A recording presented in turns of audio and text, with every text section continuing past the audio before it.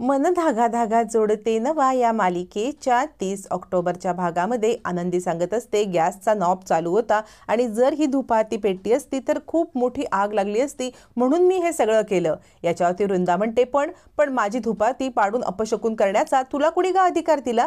याच्यावरती आदेश म्हणतो अगं आई काय वेड्यासारखं बडबडतेस? अगं तिने जीव वाचवलाय तुझा, कळतंय का? जर का तू धुपाती लावली असतीस तर स्फोट झाला असता। याच्यावरती वृंदा म्हणते तू गप्प बस रे, तुझं काय चाललंय? आणि हा सगळा आरडाओरडा ऐकून तिथे आता सार्थक येतो। सार्थक म्हणतो काय झालं? याच्यावरती आता इकडे आदेशला आनंदी इशारा करते आणि म्हणते काही नाही असं सांगा। याच्यावरती आदेश म्हणतो झालंय की खूप मोठी घटना घडली, अरे खूप मोठा स्फोट झाला असता पण आनंदीच्या हुशारीमुळे वाचला।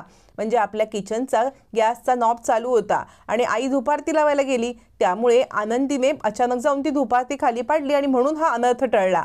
सार्थक म्हणतो मग काकू काय बोलते आहे? आदेश म्हणतो काही नाही, ती सांगते आहे आनंदीला की तू काही काम करू नको, तू मस्त निवांत राहा। हो ना ग आई, असं म्हणत आदेश आता वृंदाचा डाव वृंदावतीच उलटवतो। त्यावरती वृंदा म्हणते हो हो तेच सांगत होते मी। आदेश म्हणतो मग तिच्यासाठी चहा करून ठेवलायस ना तू, जा तो चहा आणून तिच्या हातात दे बरं। याच्यावरती वृंदा म्हणते मी नाही चहा देणार। आदेश म्हणतो असं कसं? अगं सुनेसाठी इतक्या प्रेमाने चहा केलायस तो आणखी। याच्यावर सार्थक म्हणतो नाही ग मी आणतो चहा।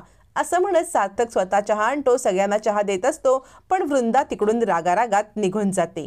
वृंदा पाठोपाठ शलाका सुद्धा तिकडून निघून जाते। इकडे आदेश सांगत असतो तू घे ना चहा आनंदी। आनंदी नको म्हणत असताना सुद्धा आता आदर्श तिला चहा देतो। आदर्श चहा देतो आणि दोघांनाही एकत्र बसवतो आणि दोघांची गप्पा मारायला लागतो। त्यावेळेला आदर्श म्हणतो होईल हळूहळू आनंदीचा सगळेजण स्वीकार करतील। याच्यावर ते सार्थक म्हणतो आनंदीचा नाही, आईने माझा स्वीकार केला पाहिजे। आदर्श म्हणतो काय बोलतोयस? अरे तुझा स्वीकार केला म्हणजे सून म्हणून तिचा पण स्वीकार केला असंच होईल ना।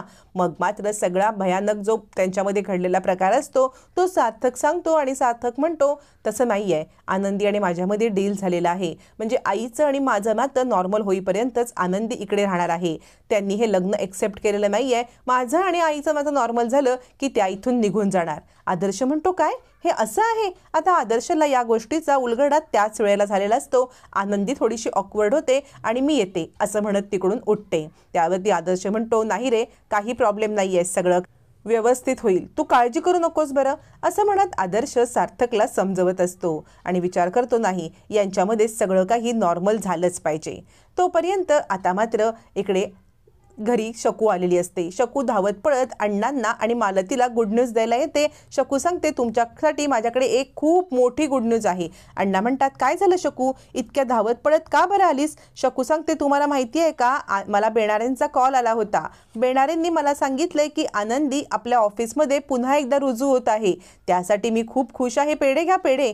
असं म्हणत शकू सगळ्यांना पेढे देत असते। आता मात्र मालती आणि अण्णा भलतेच खुश होतात, दोघांनाही खूप आनंद होतो। त्यावेळेला शकू सांगते रेश्मा मॅडमच्या फॅक्टरीमध्ये आनंदी काम करणार आहे। मग मालतीला थोडीशी वेगळीच शंका येते। मालती अण्णांना म्हणते काय हो हिच्या फॅक्टरीमध्ये ही का काम करणार, म्हणजे तिने आपल्याच फॅक्टरीमध्ये करावं ना। अण्णा म्हणतात या गोष्टी आपल्याला खरंच काही माहीत नाहीयेत, समजेल आपल्याला आनंदीने काहीतरी विचार करून निर्णय घेतला असेल की नाही।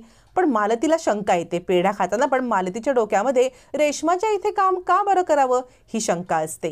तोपर्यंत इकडे आता वृंदा येते आणि तिला शलाका समजवते अगं आई आज तुझा जीव तिच्यामुळेच वाचलाय ना।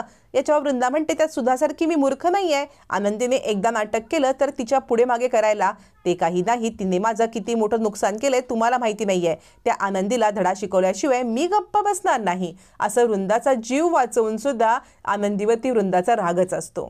इकडे आनंदी आता रेश्माकडे येते आणि म्हणते रेश्मा मॅडम काय काम असणार माझं आणि मी कुठे कामासाठी यायचं? रेश्मा म्हणते कसं आहे ना, जरी तू माझी एम्प्लॉई असलीस तरी काम मात्र सार्थकच्या ऑफिसमध्येच तुला करायचं आहे।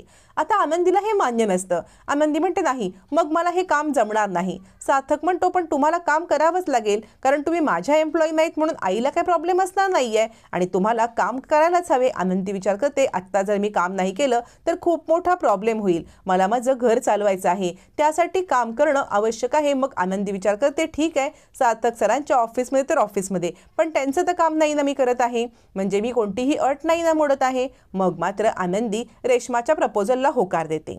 आता सगळं बोलून रेश्मा जेव्हा बाहेर निघते वृंदा तिला अडवते. वृंदा म्हणते, काय ग, तू कधी पार्टी बदललीस? आणि तुझं हे आनंदीला आणि सार्थकला सपोर्ट करणं जर का सुधाला कळलं ना तर तुझी कायमची या घरातून हक्कलपट्टी होईल आणि सून म्हणून इथे येण्याची स्वप्न भंगतील. रेश्मा म्हणते, मी पार्टी बदललेली नाही. रेश्मा म्हणते, तुम्हाला सगळ्यांना मी मॅनेज करू शकते, पण सार्थकचा विश्वास जर मी आत्ता गमावला तर ते मात्र मला खूप महागात पडणार आहे. त्यामुळे सार्थकचा विश्वास मला गमवायचा नाहीये. काहीही झालं तरी सुद्धा मला सार्थकच्या मनामध्ये घर करायचं आहे, त्यामुळे ही लॉंग टर्म इन्व्हेस्टमेंट आहे. असं म्हणत रेश्मा मात्र आपला डाव साधत असते. इकडे आनंदी आता ऑफिसला जायला निघते. आनंदी ज्या वेळेला ऑफिसला जायला निघते तितक्यात तिथे आता मात्र आकांक्षा समोर येते आणि त्यावेळेला आनंदी म्हणते, आई कुठे आहेत? आकांक्षा सांगते, आई देवळात गेले. त्यावरती आनंदी सांगते की मी आज ना ऑफिसला चाललेली आहे. असं म्हणत ती आकांक्षाला निरोप देऊन निघते. ज्या वेळेला आनंदी बाहेर पडते तिच्या मागोमाग सार्थक येतो आणि मॅडम कुठे चाललात? चला आपण एकाच ऑफिसला जाणार ना? आनंदी म्हणते, सर तुम्हाला माहिती आहे मी तुमच्यासोबत कारने येणार नाही, मी रिक्षेने ऑफिसला जाणार आहे. सार्थक म्हणतो, अच्छा मग तुम्ही रिक्षेने ऑफिसला जाणार असलात तरी मी सुद्धा तुमच्यासोबत रिक्षेने ऑफिसला येऊच शकतो, पब्लिक ट्रान्सपोर्ट आहे हा. आनंदी काही बोलणार तितक्यात रिक्षा येते आणि सार्थक पण रिक्षेत बसतो आणि म्हणतो, काही प्रॉब्लेम आहे का? कारण हा पब्लिक ट्रान्सपोर्ट आहे, मी सुद्धा इकडे बसूच शकतो. असं म्हणत तो रिक्षावाला म्हणतो, दादा हो ना, शेअर रिक्षा चालू शकेल ना? याच्यावरती आता इकडे रिक्षेवाला म्हणतो, हो नक्कीच तुम्ही बसा ना. त्यावरती आनंदी म्हणते, पण माझे पैसे मी देणार. त्यावरती रिक्षेवाला सांगतो, हो TTMM. सार्थक म्हणतो, TTMM? रिक्षावाला सांगतो, तुझे तू माझे मी. आता सार्थक म्हणतो, चालेल की TTMM तर TTMM. आणि दोघं जण रिक्षेमधून निघतात. पण रिक्षेच्या मागे मात्र लिहिलेलं असतं, हम साथ साथ है. दोघं जण आता ऑफिसच्या दिशेने पोहोचतात. रिक्षेमधून सार्थक उतरतो आणि सुट्टे पैसे देण्यासाठी काढतो तर सार्थककडे सुट्टे पैसे कुठले? 500ची नोट असते. रिक्षेवाला म्हणतो, दादा अहो 500 रुपये कुठचे सुट्टे? आनंदी म्हणते, ठीक आहे यातले घ्या. मग आनंदी दोघांचे पैसे देते आणि ऑफिसला येते. तोपर्यंत आता ऑफिसमधला सगळा स्टाफ आनंदीचं मालकीणबाई म्हणून स्वागत करत असतो. मालकीणबाई आल्या असं सगळ्यांच्या मनामध्ये असतं. आणि मॅडम आलात तुम्ही, खरंच आम्हाला खूप आनंद झालेला आहे असं म्हणत आनंदीला आनंदी मॅडम असं म्हणत सगळेजण ट्रीट करत असताना आनंदी म्हणते, तुम्ही माझ्याशी असं का वागत आहात? पहिल्यासारखं नॉर्मल का नाही वागत? यावरती स्टाफमधली एक मुलगी सांगते, असं कसं? तुम्ही सार्थक सरांची मिसेस आहात आणि आता तुम्ही आमच्या मालकीणबाई आहात, मग तुम्हाला मालकीणबाई नाही म्हणणार तर काय म्हणणार? तुम्हाला मालकीणबाईच म्हणायला पाहिजे ना. असं म्हणत आनंदीला खूप मोठा खुलासा केला जातो. आनंदी म्हणते, नाहीये मी तुमच्यासारखीच एक एम्प्लॉई आहे की नाही, त्यामुळे मला तुम्ही पहिल्यासारखंच ट्रीट करा प्लीज, अशी काही स्पेशल ट्रीटमेंट देऊ नका. असं म्हणत आनंदी आता सगळ्यांना समजवत असते. नंतर मात्र ती शकूसोबत बोलते आणि शकूला पण टेस्ट सांगून ती आपल्या केबिनमध्ये जाते. मागून सार्थक येतो. बेणारे त्याला घडलेला सगळा प्रकार सांगतात आणि म्हणतात, बघितलं आनंदी मॅडम कशा वागतायत त्या? सार्थकला कळतं की आनंदी अशी का वागत आहे. रूममध्ये आल्यावरती सार्थक आणि आनंदीची एकच केबिन असते. आनंदी म्हणते, मी इथेच थांबायचं का? इथेच बसायचं का? सार्थक म्हणतो, हो. याच्यावरती आनंदी म्हणते, का? सार्थक म्हणतो, बाहेर कुठे जागा आहे?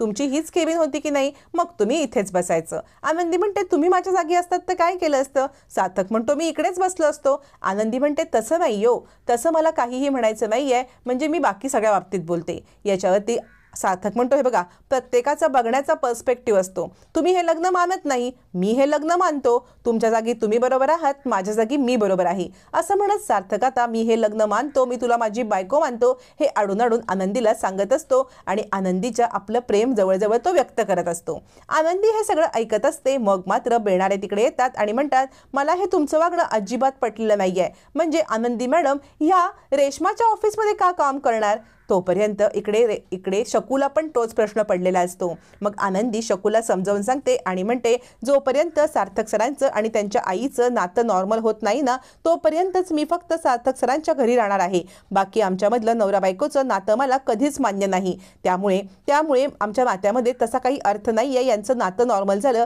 की मी तिथून निघून जाणार. तोपर्यंत सार्थक सुद्धा आता बेणाऱ्यांना समजवत असतो.